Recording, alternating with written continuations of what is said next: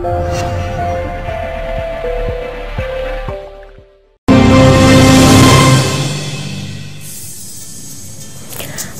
আলাইকুম। Homeland life insurance company limited শীর্ষ খবরে আমন্ত্রণ জানাচ্ছি নমনীতা। রাসায়নিক অস্ত্র ব্যবহারের অভিযোগে সিরিয়ায় হামলা চালানোর সিদ্ধান্ত নিয়েছে যুক্তরাষ্ট্র। মার্কিন প্রেসিডেন্ট বারাক ওবামা টেলিভিশন ভাষণে বলেছেন যুক্তরাষ্ট্রের উচিত সিরিয়ায় অভিযান চালানো, তবে তার আগে কংগ্রেসের অনুমোদন চান তিনি। বিস্তারিত ডেস্ক রিপোর্টে। সিরিয়ায় হামলা চালানোর প্রস্তাব ব্রিটিশ পার্লামেন্টে নাকচ হওয়ার একদিন পরই হোয়াইট হাউসের রোজ গার্ডেনে মার্কিন প্রেসিডেন্ট বারাক ওবামার সংবাদ সম্মেলন। ওবামা বলেন, দামেস্কে যা হচ্ছে তাতে চোখ বন্ধ করে থাকা যায় না। তিনি বলেন, যুক্তরাষ্ট্রের উচিত সিরিয়ায় হামলা চালানো। I have decided that the United States should take military action against Syrian regime targets. Our military has positioned assets in the region.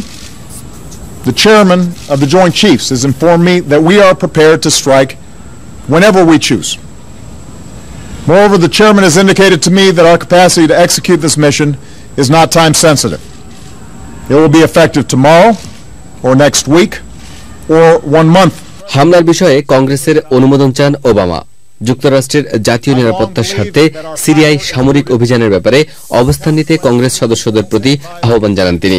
I will seek authorization for the use of force from the American people's representatives in Congress. ওবামার সংবাদ সম্মেলনের আগে রুশ president Vladimir Putin Syria ইস্যুতে মার্কিন অবস্থানের কঠোর সমালোচনা করেছেন।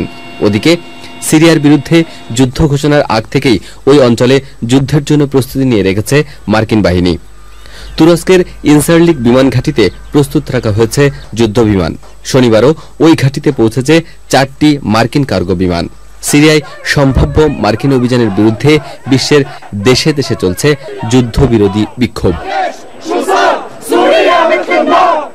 লন্ডনেও শনিবার বিক্ষোভ হয়েছে। International desk, channel I. রাষ্ট্রপতি মোহাম্মদ আব্দুল হামিদ সিঙ্গাপুরে চক্ষু চিকিৎসা শেষে দেশে ফিরেছেন।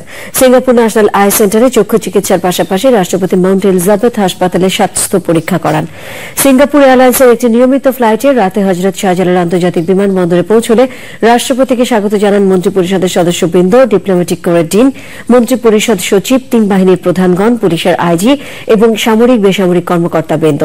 রাষ্ট্রপতি মোহাম্মদ আব্দুল হামিদ চিকিৎসার জন্য 24 আগস্ট 7 দিনের সফরে সিঙ্গাপুর যান।